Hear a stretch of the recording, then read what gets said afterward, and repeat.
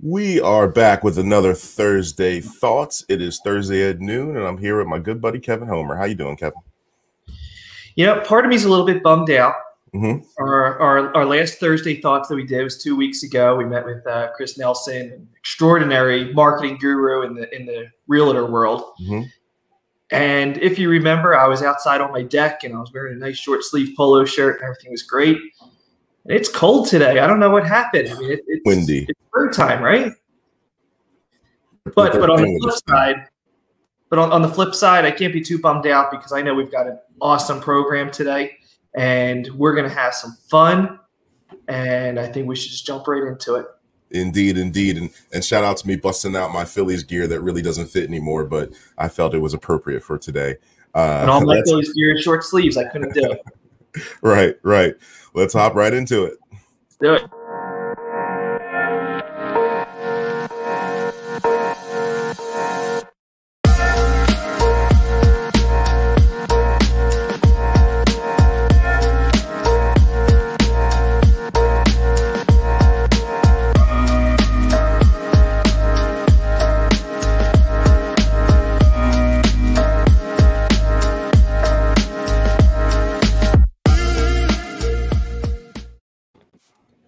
Hello, everyone, and welcome to another Thursday Thoughts. I am Zach James here with Kevin Homer, and this is Thursday Thoughts, where we bring you amazing thought leaders, business executives, and just all-around great folks that are going to give you some awesome knowledge to help you grow both personally and in business. And, of course, Kevin's here hanging out. What's up, Kevin? Hey, Zach.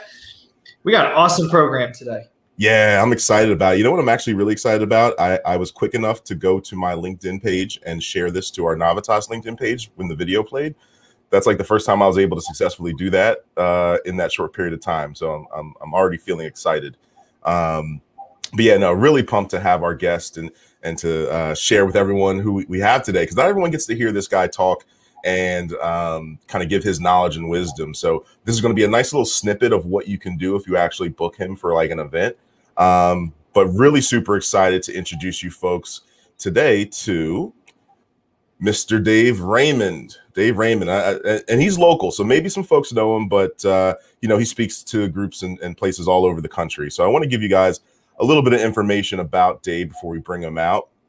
From the late 1970s until the mid-1990s, Dave Raymond was called the best mascot in all of sports by ESPN. If you don't know now, Dave was the original Phillie Phanatic. From the 1990s through today, Dave leverages his success as a brand ambassador who created a multi-million-dollar brand extension for the Phillies. Now he helps companies do the same. He's worked with the NFL, NBA, Major League Baseball, Premier League in Europe, corporate clients across the United States, and the NHL, including his most recent success as part of the rollout of the Flyers' new living, breathing brand extension, Gritty. Dave has parlayed all of his experience and success into the Power of Fun brand, teaching all of us how to be happier, healthier, and more productive no matter where we are in life. He speaks to companies, colleges, universities, and large conference crowds about how to use fun as a powerful tool for your brand, your company, and your own personal work-life balance. So without further ado, happy to introduce Mr. Dave Raymond to the group. How are you, Dave? Hey, great, Zach, Kevin. In honor of my mom, who was deaf, the deaf community, whether they're live or not, this is the way they applaud. So I'm in there. Something is a new thing for those of us who are into the virtual world these days, that this is a standing ovation. So I love it. Awesome. It's awesome to be with you guys. Awesome. No, we're super excited to have you. I've actually had the pleasure of actually seeing you speak to a large group before, and it was very impactful. I bought your book after that event, and really enjoyed it. But I really am excited to give people a little bit of glimpse into what you do and what you're about, because I don't think everyone understands how something like this can really impact their lives and how they need to look at perceptions. I don't know if you know our friend Jen Groover. When we spoke with her, yes, she gave a lot of insight into mindset. And, I think this actually will have some tie-in with that as well. But please feel free to tell people a little bit about how you got to this point. Of course, everyone might know you more as the Phillie Phanatic.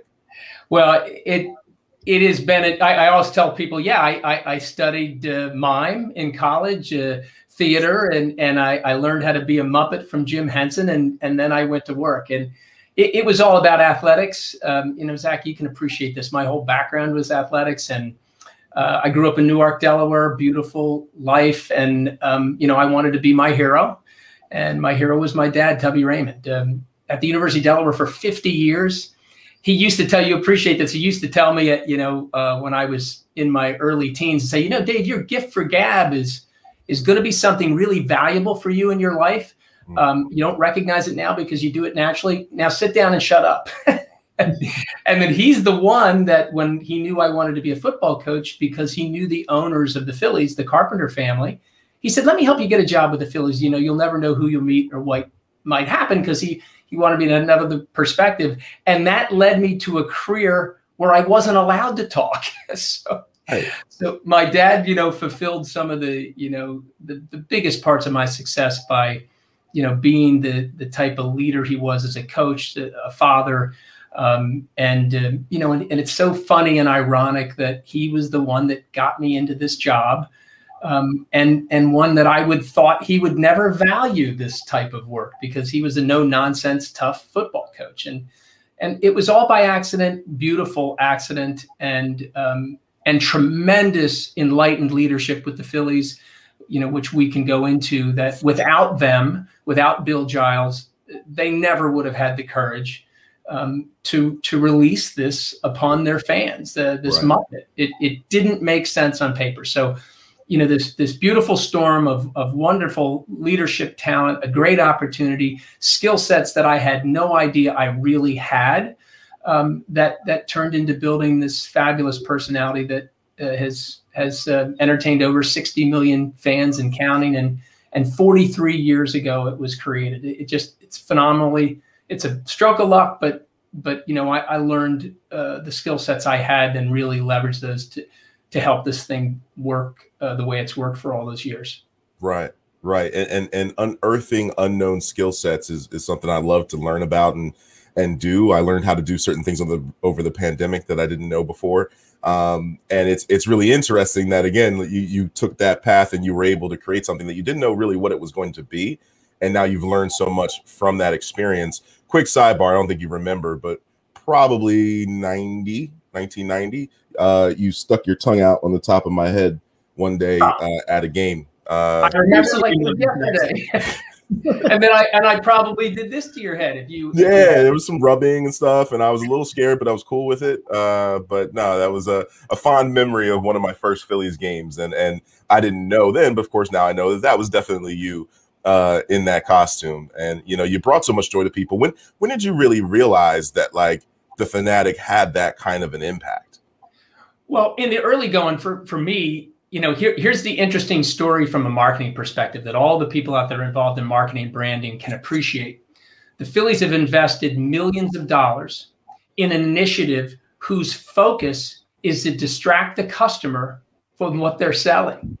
And your memorable interaction with the Fanatic is what is the secret to building young fans, because you don't want them to worry about the game. You certainly want to distract from the times when you're not great on the field. You want to give the fans something else. And not only did the Phillies give something else to the fans in a value add, but made a passionate connection emotionally to the fan base that they wanted to be part of a family. That's what Apple has done and many great brands have done, is connect these emotional bonds. But for me, I just wanted to keep my job. I started making good money very quickly, and I'm like, I don't understand it. They could get anybody to be as stupid as I'm being, you know, because failure was my job.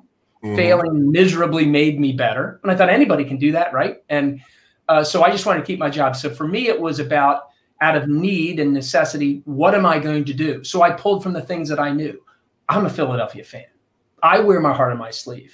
The Den of Iniquity 2 hours north of us, that with the 27 world championships, 28, 29 now. You know, and so I had all that. So I knew that passion needed to come out, that understanding of that personality. And then I mixed it with the Three Stooges, Warner Brothers cartoons, silent comedians, the greatest of our times, including modern day Bill Irwin.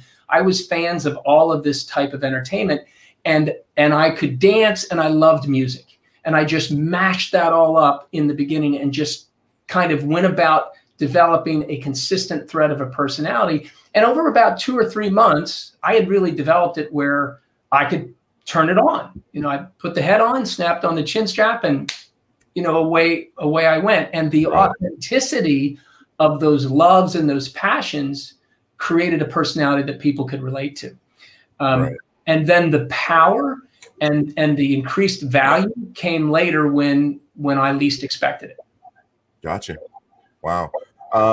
Quick little housekeeping reminder for anyone who's watching on LinkedIn, on Facebook, on YouTube. Feel free to send in any questions or comments you have.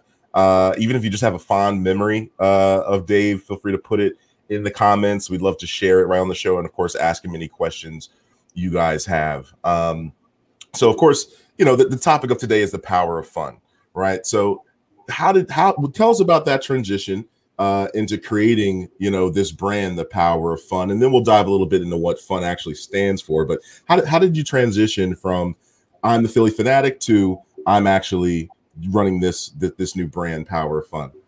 Well, the first thing that happened to me was when I realized that my longevity was not dissimilar than any major league athlete, in that the skill sets that I had developed physically could not be maintained long enough to be able to sustain me financially.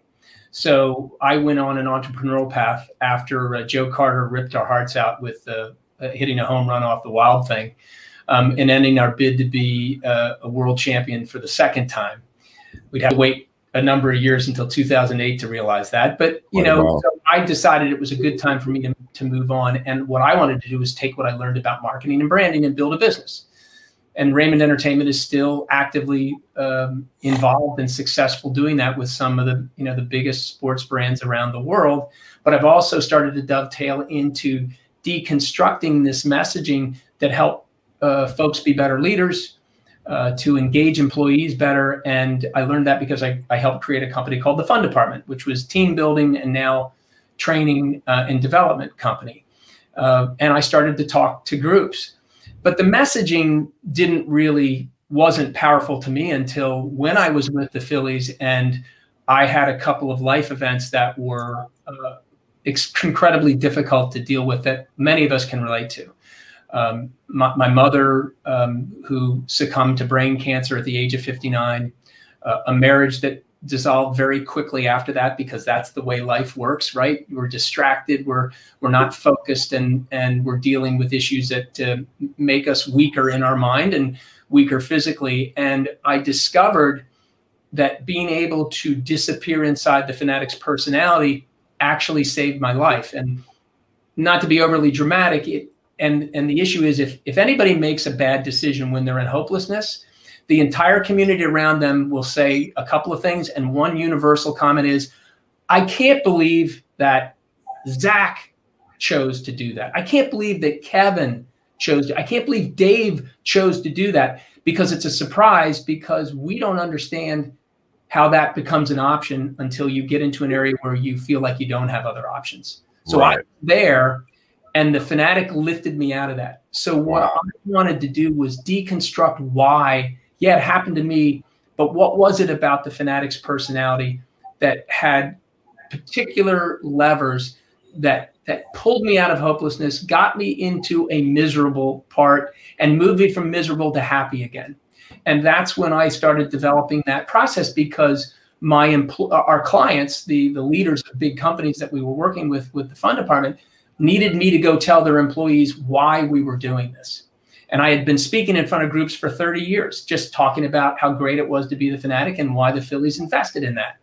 So the process comes out of that piece of marketing branding to develop emotional connections, and then the understanding of how it truly can lift you up out of the biggest challenges life has to offer. Combining those two became that process that I now preach every day. And not only do I believe in, but it's backed up by data from positive psychology. father of positive psychology is Martin Seligman, and he's right from the University of Penn. And he's the one that in the very late 70s, early 80s started to developing this research. And it's been followed by Sean Aker and Dan Gilbert and Sonia Lyubomirsky and Mikhail Csikszentmihalyi. All of these folks have done tremendous research that validate everything I've been talking about for the last 30 years. Wow. Wow. Well, thank you for kind of sharing that transition, and especially, the element of dealing with tough times and how this kind of brought you out of that. I think that's something that's very familiar with a lot of people, especially this past year, is dealing with these more difficult times and how to push through. So I'm hoping our chat can give some insight into, how to do that. And, that's a great segue. Let's get right into it. So what we did is we're giving people just a little bit of breakdown of what FUN represents and stands for you. And the first letter of FUN, of course, is F. And F is for the force of fun. So tell us a little bit about what that means. Well, I think the first thing, the context that I want everybody to understand is that I start a lot of my training or discussions or keynotes with asking the question, what do you do for fun? And everybody in their minds right now that are listening, whether it's live or recorded, they have things rolling through their head that we all would expect. Vacations, time with family and friends, taking a break, having an adult beverage if that is you want, or a soda, it doesn't matter, just getting away during downtime. And the next question I ask is, how can fun save your life? And that's the discussion that I like to have. So the way we do it is through the first three steps, which is in this process, the FUN of fun. Fun stands for a force. And the reason why I use the term force is because force would suggest to you that there's some power, which it's a superpower. And Bill Giles believed this, the Flyers believe this, our Fortune 500 clients recognize it. That's why they hire us, because they already get this. So force is available, the force of fun is available to us. We have to recognize it's there and then value it. The reason why we don't value it is that we're dealing with the fun that we know. That's easy, it's easily understood. Simplicity, those things that are easily understood, they're not valued. So I need you to recognize it's a force and can be a force, and then see it as great value, because when you combine those two together, you'll start thinking about it to use it at times that you wouldn't expect. Interesting. So let's move on to the second letter. We have U is for universal. So this is probably the most powerful part of this in today's world. So as the Fanatic, I did thousands and thousands of appearances over my time, and the Fanatic continues to do thousands of appearances at places you'd expect, including the games and parties and celebrations and weddings and bar mitzvahs, bat mitzvahs, you name it, the Fanatic has been there. But how about funerals? Ethel Kennedy's private residence in Hickory Hill in McLean, Virginia, the Supreme Court Justice's private chambers, General Electric Polymer Engineers Convention. Why was the Fanatic there? We learned how versatile this message is, and there is virtually no place that not only can it work, but can be one of the most effective tools. So here's the way I talk to my audiences about this. When I get done framing it, I go, think in today's world, if you can leverage this force of fun and recognize it works during the most difficult times, it crosses borders, barriers, circumstances, race divides, religion confusion, political divides. I've lived this and breathed this for over 40 years, and I've never seen a designed investment in fun that did not solve very difficult issues. So let's go right to it, Zach. What about what we're dealing with, social injustice and systemic racism? Mm-hmm. All of this is like a train heading for a brick wall, and everybody on the train is seeing the train speed up and heading towards this wall. And everybody knows all I have to do is go over and pull that brake lever to slow things down. All I have to do is pump on the brakes, but we don't reach for the lever. The lever in this case would be, because we don't understand it, is to use fun to build safe spaces where we can have these great conversations. And I can say, as a person that would be identified as maybe white privilege, what does that mean, and why don't I understand what you're trying to tell me? And then you can respond in a way to teach me, and together in that conversation, we could solve all these issues. Right. So the investing in a safe space to make it appealing and fun, distract. We come in, there's music, there are drinks, we're all getting together, and now let's sit down and talk, and let's set the parameters. Nothing is inappropriate to ask. I don't understand. That's fine. And then allow us to give you feedback. Right. We would not have the problems that we're having today if instead of what the media is telling us is happening, we decide on our own. So I decided to dig right down into maybe one of the most polarizing discussions we might have and say, this is an easy opportunity to pump the brakes and grab the brake lever that we know is there. 100%. 100%. And we had an interesting conversation about a month ago. Darylise Lyons, who's a DEI expert and educator, came to talk about DEI in entrepreneurship. And I know her and her business very well. I've had a lot of deep discussions with her, and a lot of it centers around having those safe spaces for open discussion, because a lot of the issues stem from people not understanding other people's perspective, where they come from, what they've been through, their living circumstances, their experiences. All that plays a factor into how they view a situation or life. And a lot of people come to this head of disagreement because they see things a different way and don't take the time to actually listen and appreciate someone else's point of view or style. I'm kind of curious, to what extent, especially since social justice topics have become even more in the forefront this past year, how does that weave its way into the power of fun? And do you talk about that in your sort of larger lectures?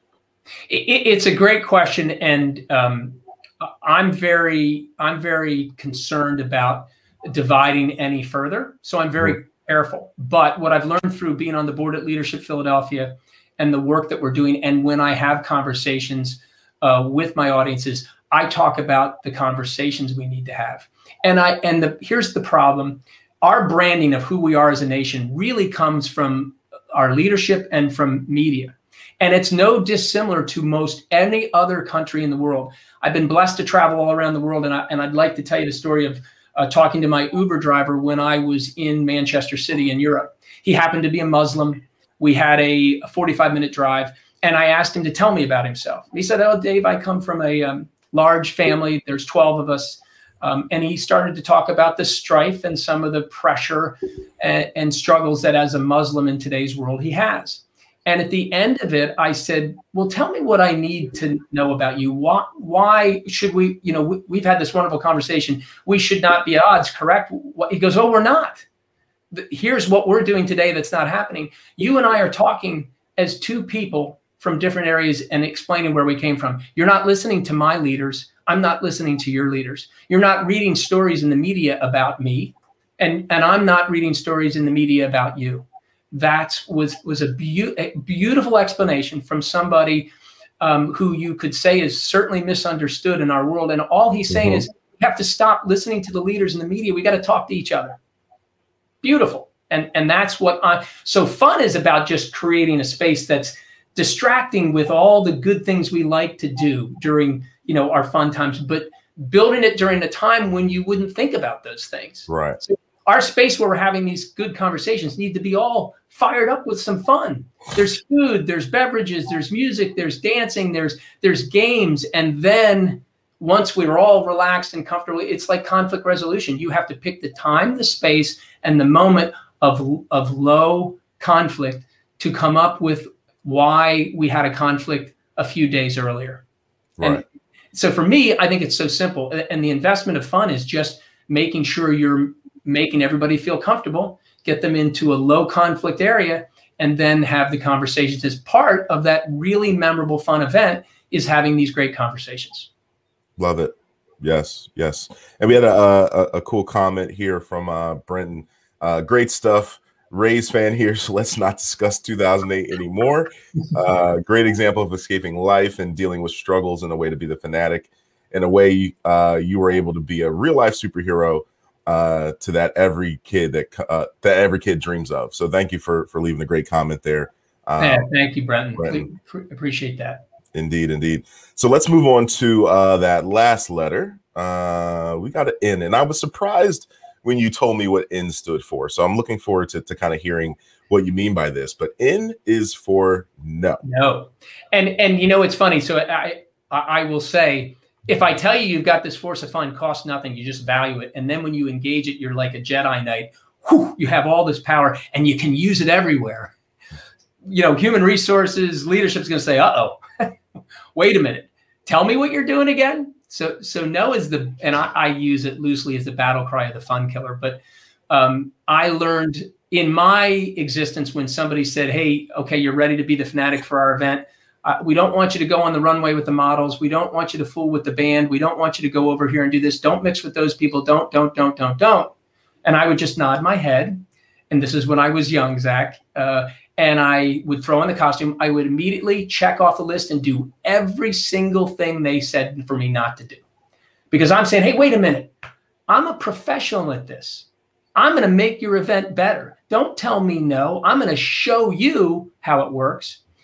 And I was successful. But then leadership or the person that had engaged us lost all trust and faith in me and was angry. And so I didn't end up leaving there with a strong connection. So what I learned very quickly was I need to do the reverse. And I need to start with, well, why? Why don't you want me to do that? Well, these fans over here, and I'll use another. These fans, it was a hockey game down in Richmond. These fans in this, in this section, they hate mascots. They can't, and they don't want to do anything else other than watch this hockey game. So don't go in there. And I said, well, look, do me a favor. Will you let me try it? I've been doing this for a long time. Let me try it. Within 5 minutes, I had them cheering my character's name, which was Sport, and they actually passed me up the section, crowd surf wise, because I knew how to acknowledge that they were tough guys, that acknowledged that they were great fans, and that I was going to be part of the fun and not a distraction. So the N in the FUN of fun is suggesting that we are going to be environments that requires, and I just say, here's the easy thing. Take fun and put serious in front of it. Serious means we're professional, we're skilled, we have design thinking that we're going to engage in. We're going to create an iteration, show you, and then you're going to become the biggest advocate of fun because you see the ROI. You know, and in the case of the story I talk in my keynote, it's a band director in Los Angeles that went crazy and didn't know I was approved to be on the field with his band. And the police dragged him off the field, much to the delight of the audience. But I went to see him afterwards. And he said, David, don't apologize. I just saw my band get a standing ovation from the Los Angeles Dodgers crowd.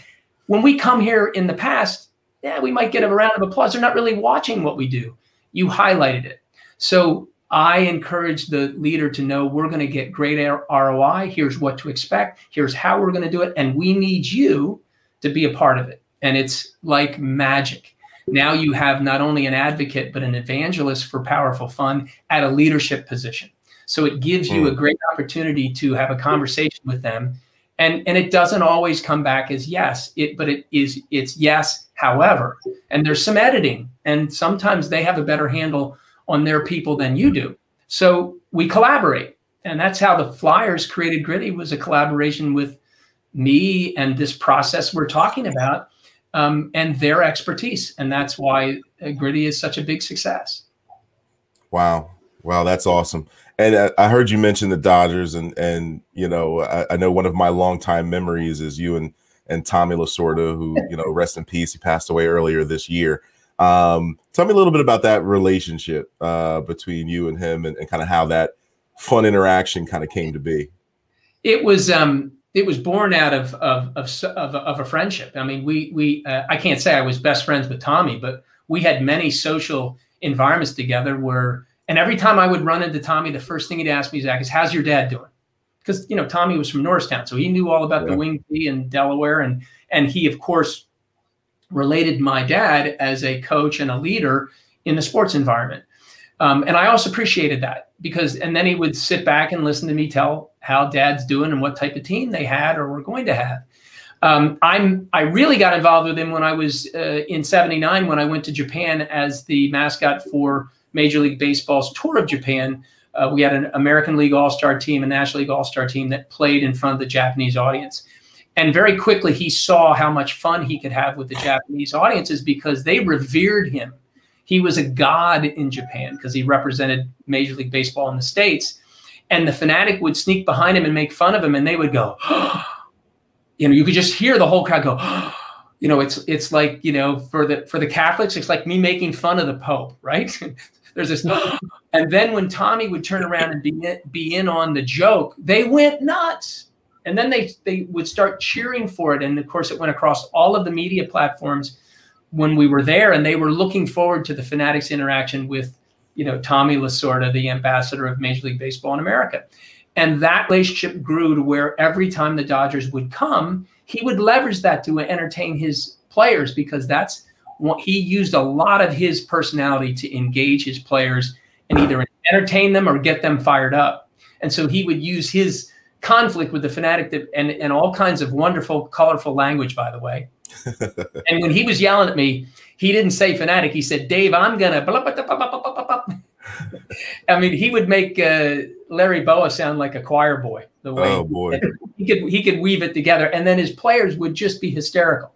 And it just so happened on the particular night that is, you know, made in legend by a YouTube video with the Dodger broadcasters, you know, giving the play-by-play. He just hadn't eaten in 3 weeks because he was in a weight loss challenge with Oral Hershiser, and Slim Fast had taken it up as a good marketing for a company could do, and made them spokespeople for Slim Fast during that time.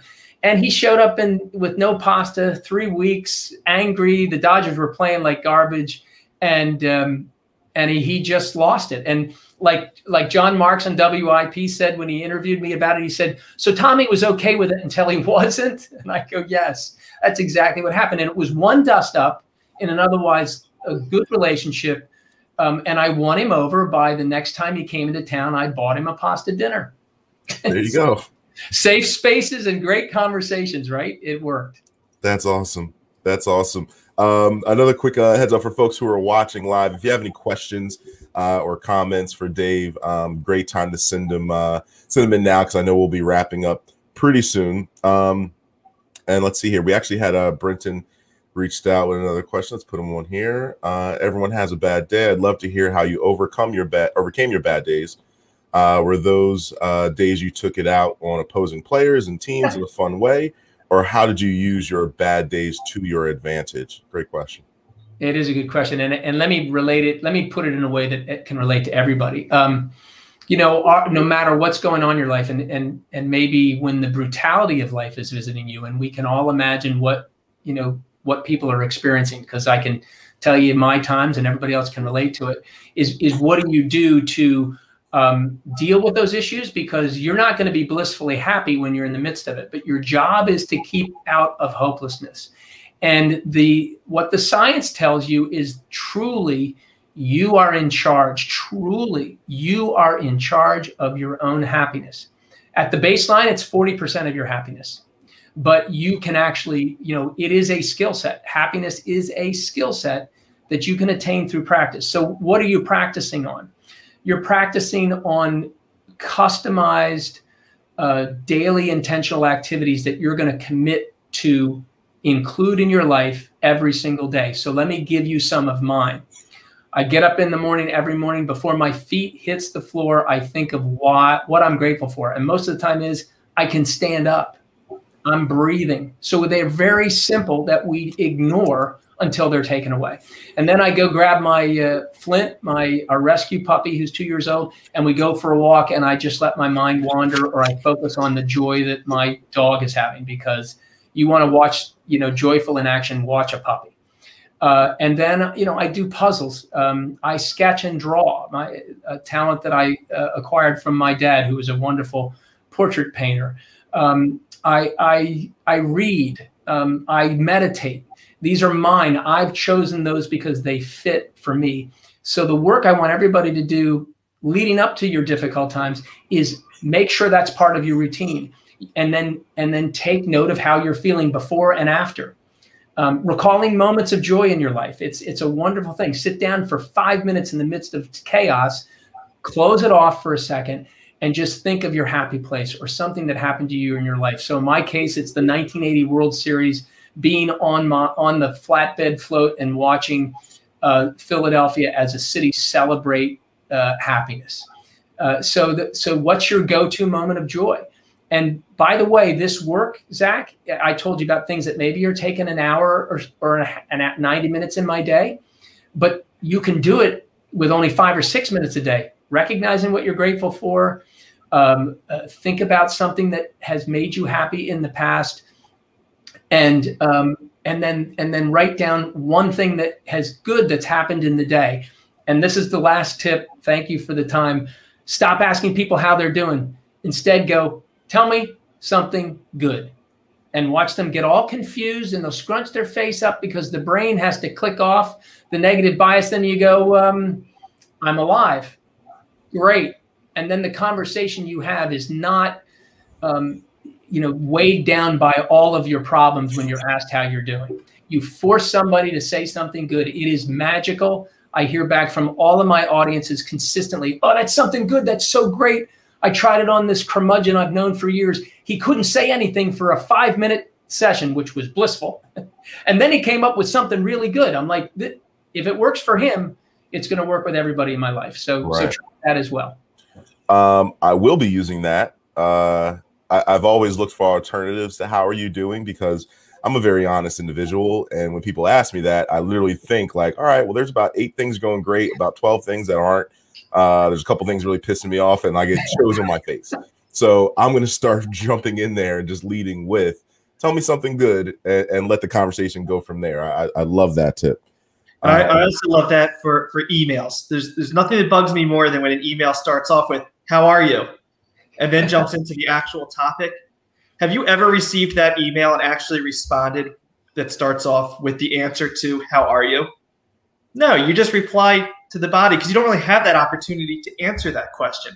Yes. Whereas if somebody asks something a little more specific, like tell me something good that's going on, or something along those lines, you may actually have an answer for it. But that how are you is such a waste of a start of an email. Mm-hmm.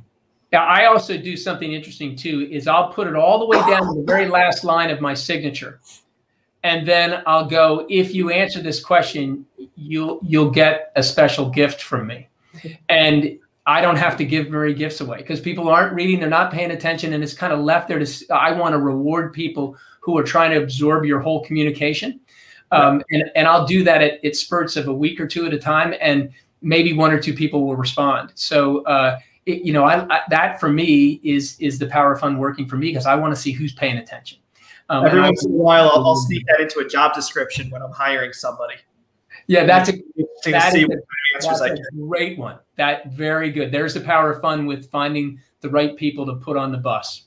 I think one of the most recent ones that I did was we had bullet points of a couple different requirements for a job, and then one of them I snuck in their pleasant singing voice, and it was always fun to see what kind of answers we got back. Some people ignored it totally, but surprisingly, a lot of people did pick up on it. And I would get some people that would say, believe me, you don't want to hear me sing, but I think I cover all everything else you need. Others promised that they would sing at the interview. Others said there was no way in hell that they would sing at an interview. But there's always, as you said, it brought some fun into it, and it just lightened the situation a little bit, made it a little more casual, a little bit more real. And these are great examples of how, once you start getting the concept of and by the way, FUN and the power of distracting fun is what the Fanatics personality did for me. So you're trying to distract your brain from being negative. So that's the fourth, and that's the superpower I always say is that. But when you do this enough, you get synthesized in fun, and you start seeing it happening, and you start including it in little tiny bits, just like you were saying. So for us in my speaker's contract, all the way down when we get into the rider, that, it'd be great. David doesn't need a lectern. It'd be nice to provide water for Dave, and a few other things. We get to the very end, we go, make sure that you identify Mets and Yankees fans in the audience, because during the Q&A after, if Dave is within 20 feet of a Yankees or Mets fan, he will spontaneously combust. And it's great because most of our clients aren't reading all those little details, but when they do, I get an email back right away. It was so cool to see that. We're going to make sure we're going to identify all those people, and they're not allowed to come up and meet you. And then, of course, I have to say, well, I'm just kidding. But that's funny. That's funny. I love it. We had a couple good questions from Steve and Ken who are watching, but I had one comment / suggestion. Curious what you think of it. A buddy of mine I was speaking to the other night, and I told him, hey, make sure you check out our Thursday Thoughts. We have Dave Raymond on. And he's like, who's that? And I was like, well, he's the original Philly fanatic. And his response was, well, that sucks. I'm like, what do you mean that sucks? He's like, well, you couldn't get Gritty. And I was like, well, well, Dave actually helped create Gritty. And then he was like, oh, so he's like the godfather of mascots. And I was just like, yeah, he kind of is. I was like, all right, I'm going to mention to him and say that's a potential title that we can now bestow upon him, the godfather of mascots, because I think almost every single poll that you search, who is the best mascot of all time, Fanatic is #1 on that poll pretty much everywhere you search. And the only poll that I found that you weren't #1, Gritty was #1, Fanatic was #2. So I said, you know what? Godfather of mascots kind of makes sense. Well, I'll tell you, when the media started, I'm blessed with earned media because of the backstories and all the interesting things. And I told you earlier in our pre-interview that, you know, I'm trying to shift from what I'm doing, what I did, to what I'm doing now. But it's a super lever, but it just doesn't it doesn't always sit with folks all the time, you know, that you don't have this competitive nature. So when they say, well, what's the Fanatic think of Gritty, and why did the Fanatic have Gritty on the dugout during, you know, the times when Gritty's brand was going through the roof? And I said, the Fanatic is like the Pope. He brought in Gritty, he blessed him. I bless you, young man, and let him go do his good work. Nothing is going to usurp the Fanatic's position. You know, Gritty is the young buck that's applying this wonderful power of fun to young people, making them Flyers fans, and the Fanatic is thrilled to have a disciple. So right, that's where we put it. It will never change the Fanatic's position. You know, he has created this whole wonderful knowledge of how great it is to have a character brand making these strong connections with your potential fans. I have a follow-up question for you, Dave. I think, you know, we all remember when Gritty came out a couple years ago, and it was, you know, he was first announced to the Philadelphia market, and everyone saw the pictures. I think most people's reaction was, what the heck are the Flyers doing? What is this stupid thing? And within about a week or two, you know, Gritty just, you know, captivated all of us. And of course, you know, after everybody saw what Gritty actually was, it just became so popular and loved by Philadelphia. But the first reaction was not good. You know, it was weird. What is this thing? And, you know, how stupid is this? And what are they thinking? And, you know, the Fanatic, I think, fits along those lines also. We don't really know what the Fanatic is, and definitely came out at a time when, you know, the mascots in general were not as popular, and certainly nothing as weird and unusual as the Fanatic. And, you know, what was the overwhelming, you know, reaction when Philadelphia first saw this weird green thing? And then how did you, you know, captivate them? You know, well, this is when there's a direct parallel between the two successes. The only difference is social media. The Fanatic had all the same success. He's been on all the national talk shows. He's been everywhere. When I was the Fanatic, I introduced Chuck Barris in the beginning of the Gong Show. Chuck Barris was from Philadelphia, and that was the show that was the highest rated show on TV at the time. So, and Gritty has really patterned that, but it happened in a few months with Gritty. It happened in about a year and a half with the Fanatic. But I'll tell you what was the same. It's enlightened, fearless leadership. The Phillies had fearless leadership. We were going to have a Muppet that was supposed to entertain the same fans that famously threw snowballs at Santa Claus and booed the Easter Bunny. Yeah, blah, blah, blah. But we've all heard that story. That was incongruous, right? So the Flyers decided, we want to build young Flyers fans. This is for children only. And guess what? We want him to scare them first. I mean, that's brilliant. Non-consensus, known fun, non-consensus fun. That's what makes real magic happen. So it's the same thing of, what do you do for fun? How does fun save your life? These principles are the same in marketing and branding as they are in building your happiness. That's what's so beautiful about it. So, you know, we're having a leadership retreat that's going to the Galapagos Islands, November 11th to 17th of this year. We're just about to announce it. This is really the first time publicly I've talked about it. The Fanatic's backstory is from the Galapagos. So we're looking for 12 leaders that want to understand the evolution of happiness. That's the name of the trip. And we'll be doing our happiness training for leadership, so they too can be fearless. They too can leverage non-consensus ideas that are proven through research and work before they roll them out, so people can go, what? And then when they say what, you tell them, well, you give them the what and the answer to what and why, because you've already worked on it, because because it's non-consensus, we're going to scare kids, but we really want to make them fans. You explain why. That's part of our backstory. We're gritty, we're tough, we're unkept, we're unshaven. We got a tooth loose. We've got lineage from the Broad Street Bullies. This is what you should love about us. Mm-hmm. And that's what Gritty did, because as soon as someone started making fun of him from Pittsburgh, that's when we said, sorry, he's our ugly. He's not your ugly. Yep.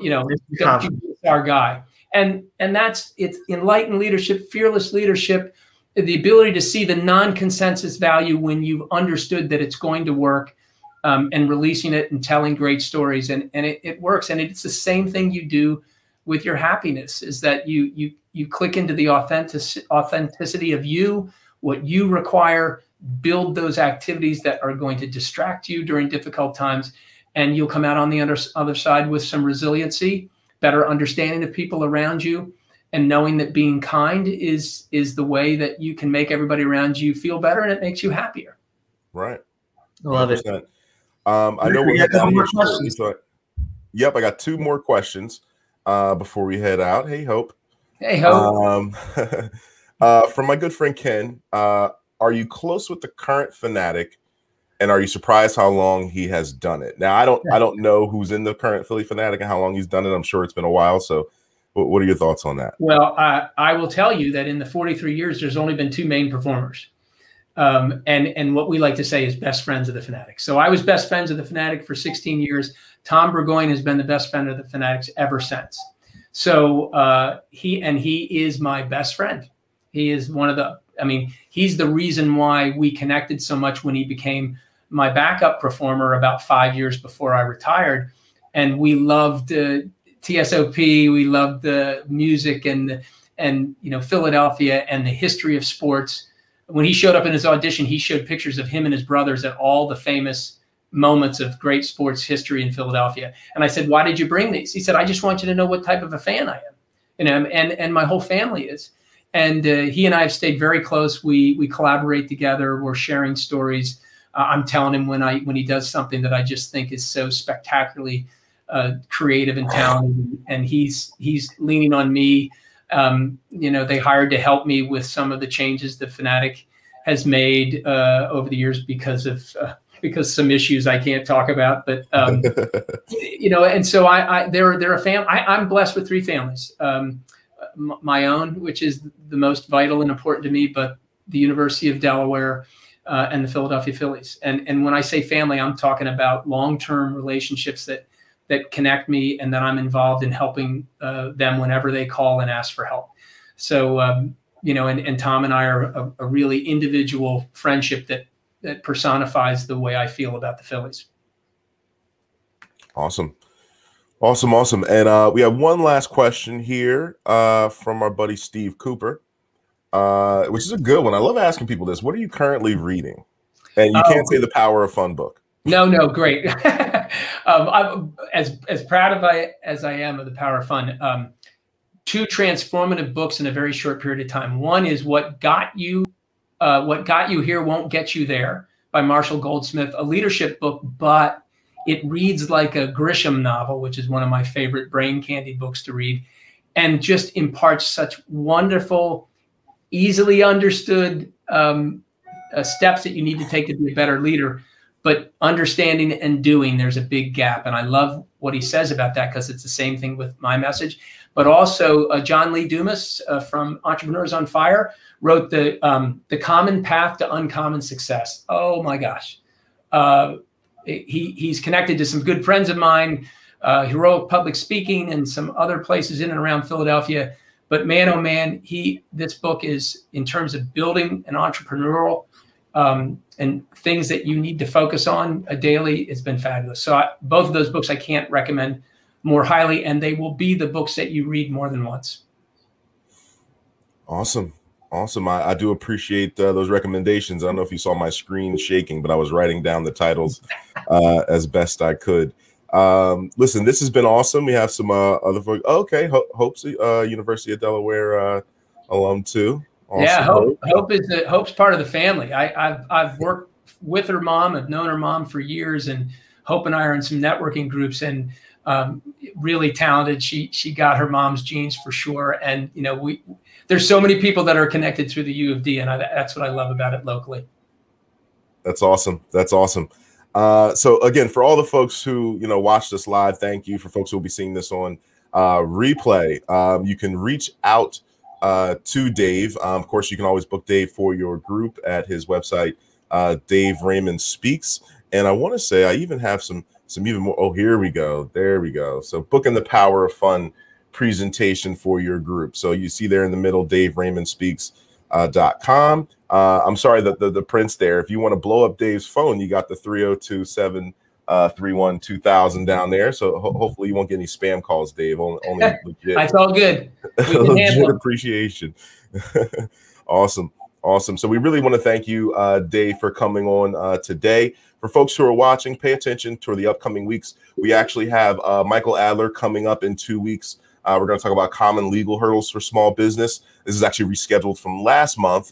He had a big court case he had to do, so we pushed it to here. And then one of my favorite people, Sheldon Bartlett-Rumer, is going to be doing personal branding on May 20th. We're going to be taking a break in June and then coming back in July with our sort of second half of this year for Thursday Thoughts. But again, big thank you to you, Dave. We really appreciate you coming on board today and joining us. Thank you, guys. I love this. This is just so wonderful about the pandemic, how this has inspired so much wonderful growth, and you do a fabulous job. Thank you so much for including me. Not a problem at all. Not a problem at all. And we look forward to seeing you all in 2 weeks. Thanks again for joining us on Thursday Thoughts. And I'll give my wave. Okay, give the applause. Oh, yeah, that's right. Standing ovation. My other hand's on the mouse, so you only get one.